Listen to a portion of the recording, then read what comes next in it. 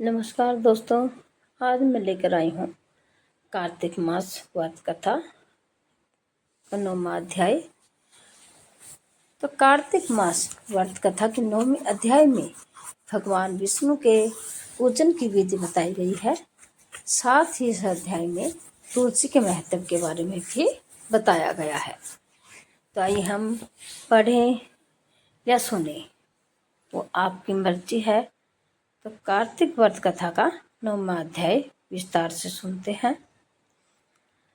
राजा पृथु ने पूछा, हे ब्राह्मण, आपने कार्तिक व्रत के विधान वर्णन में तुलसी के मूल में विष्णु भगवान के पूजन की विधि बताई है, अतः मैं तुलसी की महत्व के विषय में पूछने की इच्छा करता हूँ। तुलसी देवादि देव विष्णु भगवान को कैसे इतनी प्रिय हुई? हे नारद, यह कैसे और कहाँ उत्पन्न हुई? आप सर्वज्ञ हैं, कृपा कर यह कथा संक्षेप में कहिए। नारद जी ने कहा, हे राजन, आप सावधान होकर तुलसी जी की का महत्व तथा जन्म का प्राचीन इतिहास सुनिए।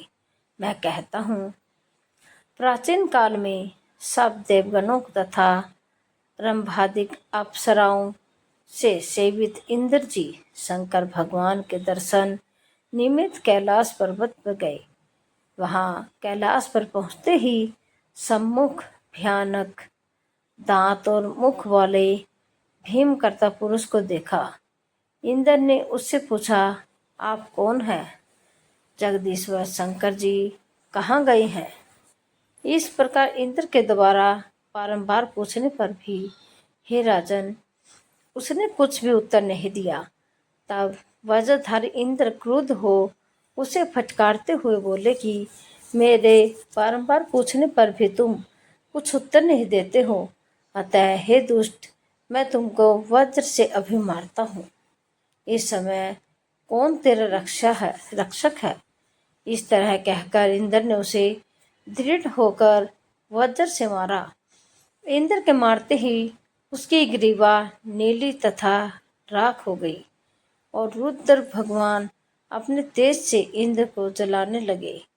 यह कांड देखकर बृहस्पति ने शीघ्र हाथ जोड़कर तथा इंद्र ने पृथ्वी पर दंडवत नर्मीभूत होकर स्तवन करना आरंभ किया। बृहस्पति ने कहा, हे देवों के अधिपति त्र्यंबक, कपर्दी, त्रिपुरारी, सर्व और अंधकासुर वध करने वाले शिव जी, आपको मेरा नमस्कार है। अदृश्य रहने वाले, अनेक आकृति धारण करने वाले शंभु, यज्ञ विध्वंसक, यज्ञ फलदाता, कालांतक, काले सर्प धारण करने वाले, ब्राह्मण का शिरोच्छेदन करने वाले, ब्राह्मण के हितकारी है शिव जी, आपको नमस्कार है।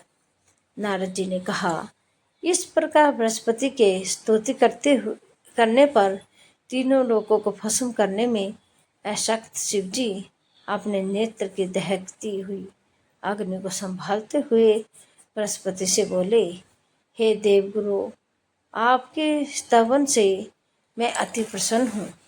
अपनी इच्छा अनुसार वर मांगे और आज से इंद्र को जीव दिलाने के कारण तुम जीव नाम से संसार में विख्यात हो जाओगे। बृहस्पति ने कहा, हे देव, यदि आप प्रसन्न हैं तो इस शरणागत इंद्र की रक्षा कीजिए और अपने नेत्र द्वारा उत्पन्न अग्नि को शांत कीजिए। शंकर जी ने कहा, नेत्र द्वारा फिर भीतर अग्नि कैसे जाएगी? इसको कहीं दूर फेंक दूंगा जिससे यह इंद्र को कष्ट न दे।